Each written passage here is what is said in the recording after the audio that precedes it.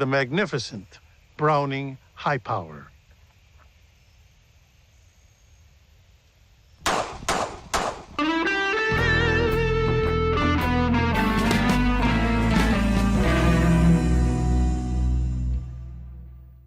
Hey everybody, welcome back to the channel today. We've got a special episode for you today as we are here in LA sitting down with Joe Mantegna. You may have seen him from TV shows like Criminal Minds or Gun Stories. We're going to be sharing some experiences today and really trying to understand what shapes the culture here in California as far as the Second Amendment is concerned. Joe, thank you so much for taking the time for us today. Happy to be here. Thanks a lot. Awesome. And before we get into it, please be sure to like, share, and subscribe to these videos. We are still doing the giveaway for our 10,000th subscriber, so go ahead and drop a hashtag CRPA for the win in the comments section below. It really helps get this information out there. Litigation, legislation, or stories that shape our community, we're trying to reach as many ears as possible. So, you know, you got an extensive career here in Hollywood, just as far as TV shows and movies that you've been, in, and a lot of them end up having firearms in them. I'm really curious about one. You got a TV show, it's over a decade old. It's called Gun Stories. So, how exactly does a show like this come about? Is it personal preference for you? Looking at the content, it's hard to believe that it's just a job, right? Part of your heart and soul is in that. So how do you come into that, and how do you sustain it for so long? Yeah, well, there's a couple things, a couple answers to that. First of all, you mentioned film and television, which I've predominantly done, certainly for the over 50 years I've been in this business. But actually, my career started in theater. And for about the first 15 years of my career, basically all I did was theater. And it was actually through theater that I first got an interest in firearms. In one instance, when I was about 19 years old in Chicago, there was this great trap and skeet range right on Lake Michigan. And it was built before World War II, and it was really beautiful. It was I think it was partly done in WPA project or something like that. But anyway, I used to ride my bike down there, and I'd watch these guys shoot their shotguns, and thought, wow, this is really cool. And at that point, I never shot a firearm in my life. I was just kind of taken by the majesty of what it looked like, the beautiful lake, and these clay birds were flying, and they're shooting and stuff. And I remember one guy looked at me, who was there, and he looked at me, and says, "Well, you're just going to watch? You're going to shoot?" I says, "No, I've never done this before." He goes, "Why don't you come in?" As it turned out, he was president of the club, and he was smart enough to think, there's a guy who has an interest. Maybe we can spark an interest in this guy. Well, needless to say, I went in, hands me one of his shotguns, pays for a round of skeet. The next thing I know, I was hooked. And that's how I got into shotgun shooting. And then a few years later, I was doing a play in Chicago, and it called on me to do, there was a lot of gunplay in the play with pistols. I'm playing a detective, and half of the play is actually a gunfight. And it was important to look like I knew what I was doing. So once again, I had the advantage of working with somebody who was trained, somebody experienced, taking myself and other actors to the range to learn about gun safety, handling. And here again, I had never shot a pistol in my life prior to that. Next thing I know, I have to become somewhat proficient with this, and also learn.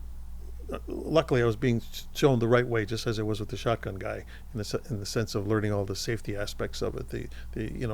Everything you really needed to know before you're going to take on something like the shooting sports or get involved in any form of using a firearm.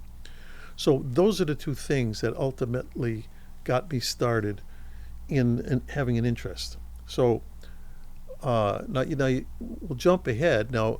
So sometime in around the late 70s, I got I think it was an understudy I had in the play Godspell. Turned out to be a world-class shooter. In fact, I think he may have won the Bianchi Cup one year. He's a very high-level shooter, and he was my understudy in the play, so he saw I had an interest in at that time, and had done some firearms, as I said, with shotguns and going to a range and shooting pistols. But then he took me to that next level. of like, well, there's this competitive shooting that they do, practical pistol shooting. And that's when I bought my first, 1911, 45, and you get the Barstow barrel and Bomar sights, and you got a few $100s, you can actually trick out this handgun and actually start shooting in a competitive nature. That there's this organized kind of group that does this practical pistol shooting. And I really enjoyed that. I never got great at it. And of course, then the sport itself got it reached such a level that, guys were shooting 2,000 rounds a week, and their guns were tricked out with lasers and this and that. It was like, I was old school. That kind of was past me. But it's a long answer to your question, but it leads to why then some years later, here I am doing Criminal Minds well into my career. And there must have been somebody with the Outdoor Channel that had read somewhere that, hey, Joe Mantegna one time used to actually was somewhat of an aficionado of the shooting sports. And they came to me. They basically called up and said, we'd like to meet with you. We have an idea for a show you might be interested in. And they came to my trailer at Criminal Minds, and my assistant Dan, who's been with me for over 20 years now, and actually writes the show Gun Stories that we do now. We met with these guys from the Outdoor Channel, and they basically pitched this idea of how would you feel about hosting a show that dealt with the history of, firearms.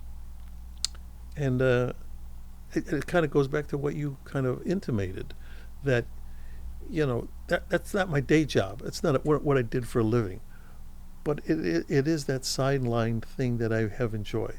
Some guys, I do play a little golf, and I played a little baseball when I was younger. But the shooting sports was always something I was very interested in. I did an episode of American Sportsman where they wanted me. I never hunted because I grew up in Chicago. I was an urban kid.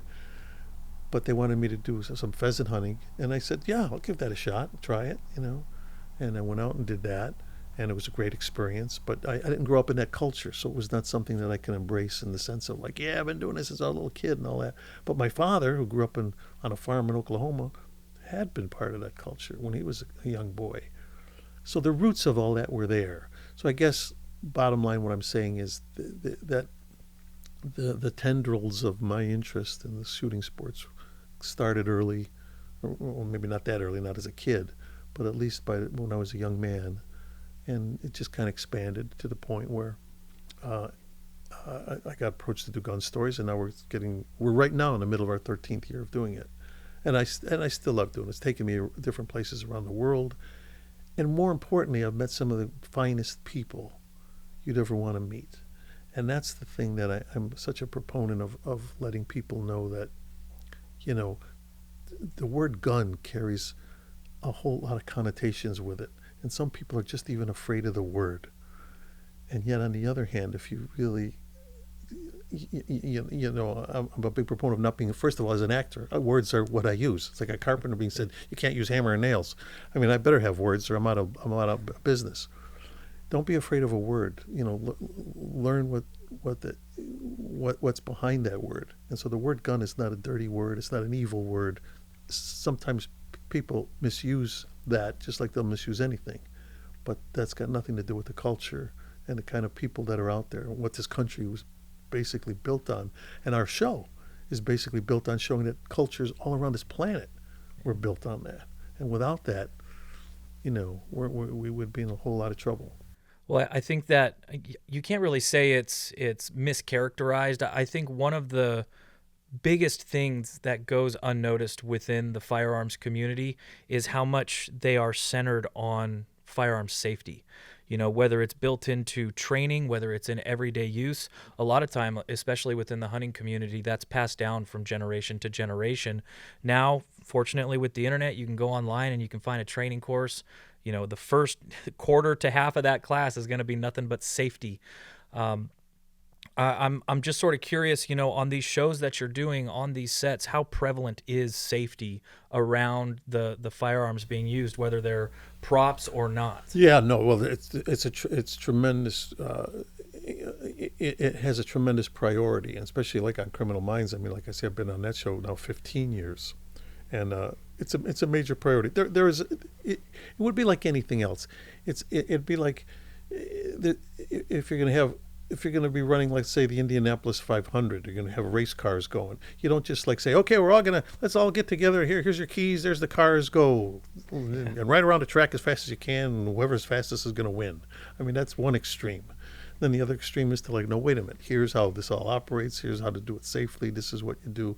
And so we can take what is inherently a thing that has, yes, there's an element of danger in it, just like in anything, whether you're cutting a tree down with a power saw, or whatever it may be. A lot of things are dangerous in life, period. But then, so the choices you have to make is, are we going to do this sanely and correctly and safely, and to maximize what we're trying to accomplish here, or are we just going to we'll ignore that and just hope for the best? So I mean, especially having the experiences I've had, and the fact that I think I could safely say after now 13 years on gun stories, I've probably shot a bigger variety of firearms than any human being that may have ever existed, because that's what I do on the show.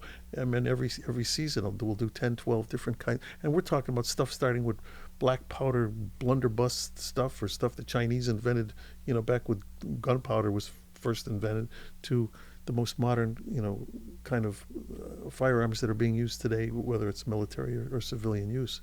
So I've run the gamut of being having the experience of using a huge variety of different firearms. So if you're going to start talking about the safety aspects of that, that has to be so prominent and so prevalent and so important, because first of all, a lot of these things, you've got guns that you don't even know, it doesn't even look like a gun, but yet it has that capability to shoot a projectile. And so you better know what you're doing and how, the safety aspects of that. So that has to follow through in every time you do anything. So I mean, like on the show, Criminal Minds, there's never a moment that a gun is not placed in my hand before a scene where the armorer is goes through the whole ritual of, the magazine is empty, the slide is open, you see his thing, we run a flashlight up the barrel. Right. It's just a piece of metal. That's all it is. It's a prop. Right. And you put it back together, and they go action, and click, click, click, click, you shoot the thing. That's the way it should be. Right. But that's the way it should be when you're using any sort of implement that could be of danger. That's why I'm using the simile of whether it's a car, whether it's whatever it may be. You don't take a little kid and throw him into a cutlery store and say, "Here, go play with the knives." Right. Well, I mean, having been able to travel to all these different places, seeing all the little, all the different cultures. Mm-hmm. I just traveling up and down the state of California, I can see a lot of different demographics just in the state. I can't imagine, everywhere around the nation and then everywhere around the world. A lot of differentiation, probably a lot of similarities in culture too. In this day and age, we're kind of at a weird place with the Bruen decision coming out of the Supreme Court of the United States. We have a legislature that has been passing down a lot of laws that are restrictive on 2A rights, and at the same time, we have a little bit of friction from the courts saying that some of these laws are unconstitutional. Going around and seeing all of these different cultures. And I know you have a kind of a finer scope because you're specifically working with firearms, right? So if you're specifically working with firearms, that means you're specifically working with people who use these firearms. But I'm just sort of curious, what's the sentiment that you get just as far as, people's wants and abilities to be able to carry and use these as tools that can potentially save their life? Well, that's it. I mean, what happens is that things happen that set up a firestorm of controversy, and I get it. Look, I grew up in an urban environment. Like I said, I grew up in the inner city of Chicago. I lived in apartments all my life. So the only connotation with firearms as a kid was what I would see, And I actually witnessed one at one time, police chasing a guy down an alley and actually shooting a guy. You know what I mean? So I mean, this was the kind of, an urban experience with firearms. Not a good one, but it's going to be so opposite, where you're going to go to maybe some very rural area where firearms are a total way of life and people use it not of course, there's the self-protection aspect of it, but they're using it for survival, for food, for shelter, whatever it may be that they use firearms for, and it's an important part of their life. I guess it's why I'm such a proponent of the Second Amendment, in the sense that here was the smartest individuals that ever came out of this country were the people who put together our Constitution, I think. I mean, to this day, I don't think to this day we've had anybody smarter than Thomas Jefferson. I mean, I think it was even Kennedy who said that when we first sat in the Oval Office, he said that, this is the smartest human being who ever was born in this country was Jefferson, but so if you do your history and you start to realize why we picked that as the second most important thing you put in your Constitution, the first being the thing that sets us apart from the rest of the world, of that freedom, your rights, your freedom of speech, your freedom to be able to be unlike these authoritarian dictate, these kinds of other countries that are so prominent in this planet. What sets us apart? Why is it we swell up with pride when we say, yes, we're America, we do things different than the rest of those, commie bastards, or whatever, how else you want to put it. Well, what is it? Okay, so it's easy. That's easy enough to say, okay, we're going to do this. We're going to say you have the freedom to do this. You say what you want. We're free. We're free, free, free, free, free. How do we ensure that? Well, the smart guys over 200 years ago said the only way to ensure that is the government can only be free if the government is ultimately still in the hands of the people. And the only way to ensure that is you can't disarm the populace. The populace has to be, at least even Stephen, has to be like, if things get tough enough, there's going to be we're going to have a problem here. We may have to, you know what I mean? Yeah. But it's almost like an insurance policy.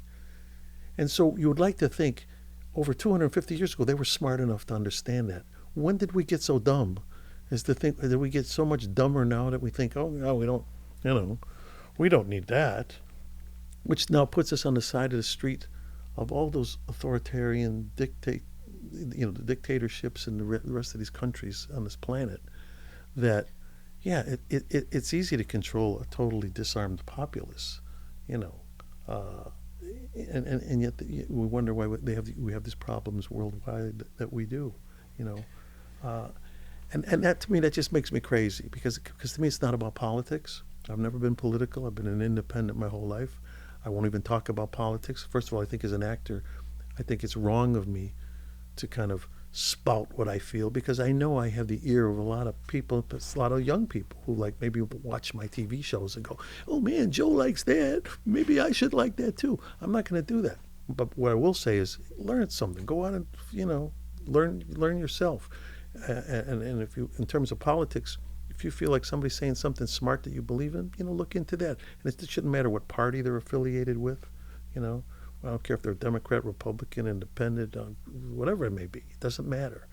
Bottom line, at the end of the day, you got to go with what you feel in your heart is right. And you learn that as a kid, what's the difference between right and wrong. And so all I can say is when people start villainizing, a certain thing, and in this case, talking about the Second Amendment, saying, "Oh, this is terrible. We should get rid of that. We can't. The public shouldn't have, be able to. An armed populace is wrong. Ban all guns." That's that same logic like you're hearing now about, let's ban the police too.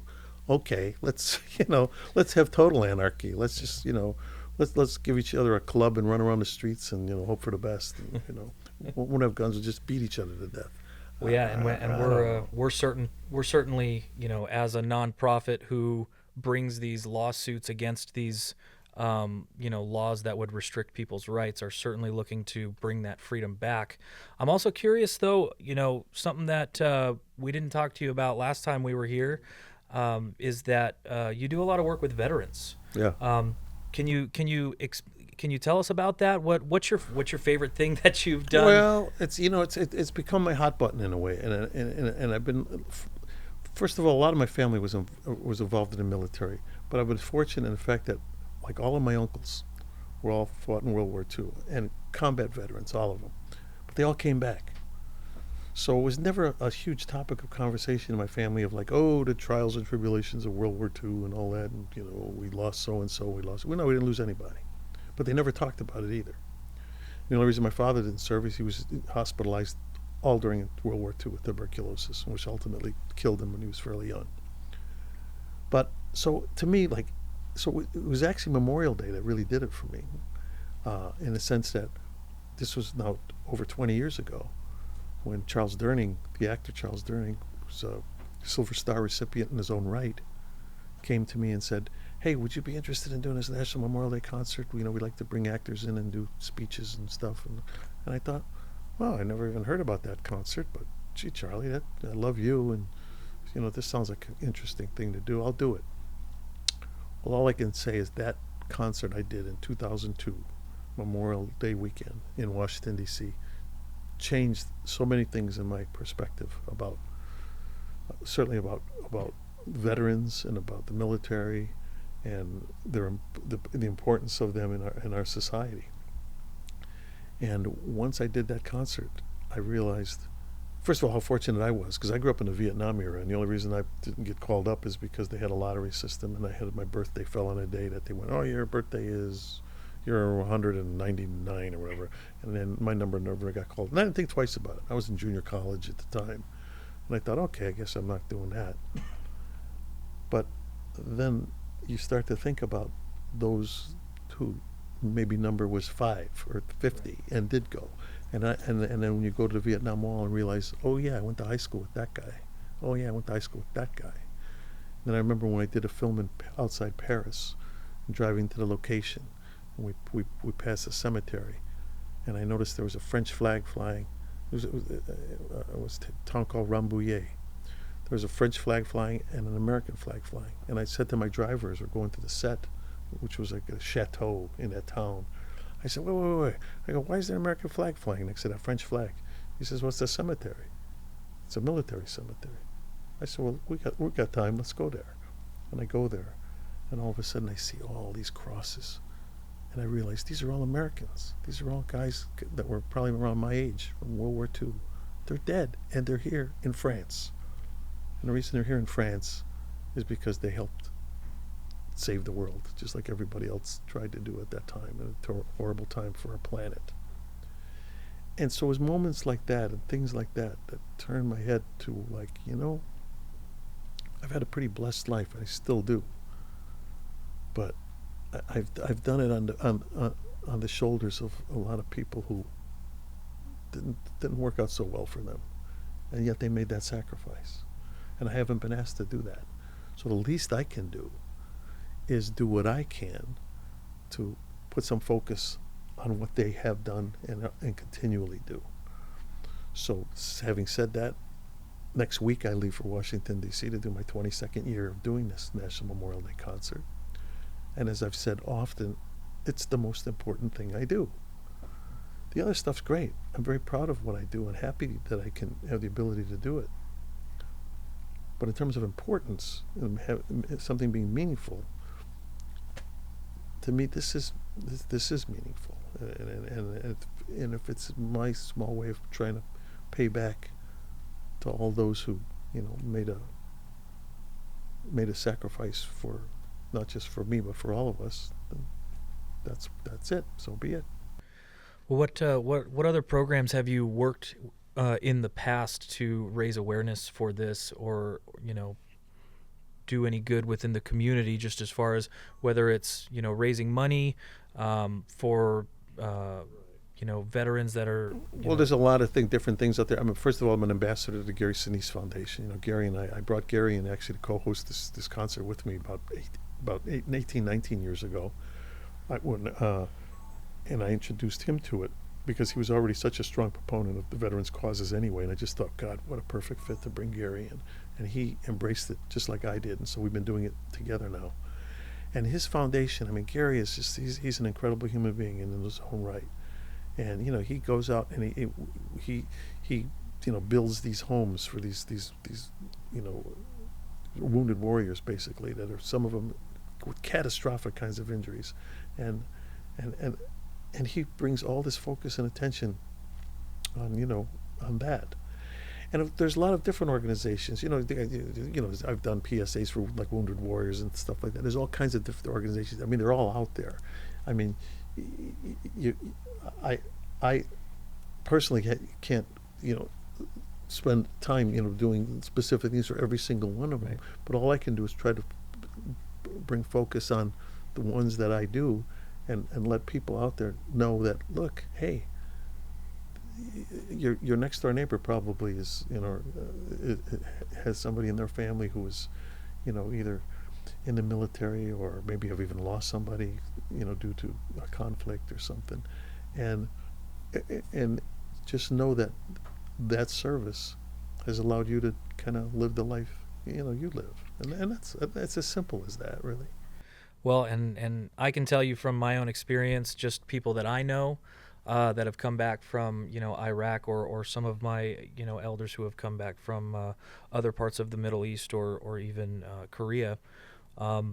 Sometimes they feel like they really need a voice. So thank you for helping give it to them. I think that is definitely something that a lot of people in our country need. So very much appreciated, I'm sure, for the voice that you're giving them and the help that you're trying to get them. And for that matter, thank you for spreading the culture overall. Gun stories and finding these stories, being able to find these stories somewhere, that is building culture. So, I think that's so fantastic what you guys are doing. I can't thank you enough. And thank you very much as well for, having us come out here and do this interview with you. I really appreciate it. My pleasure. Thank you. You can check out the latest episodes of Gun Stories on the Outdoor Channel or MOTV. And if you want to see more content like this, be sure to drop a like, share, and a subscribe to this video. Don't forget to check out the newest episode of Gun Stories on the Outdoor Channel or MOTV. And please drop hashtag CRPA for the win down in the comment section for your chance to win that XD for our 10,000th subscriber. Thanks, guys, and we'll see you again on the next one.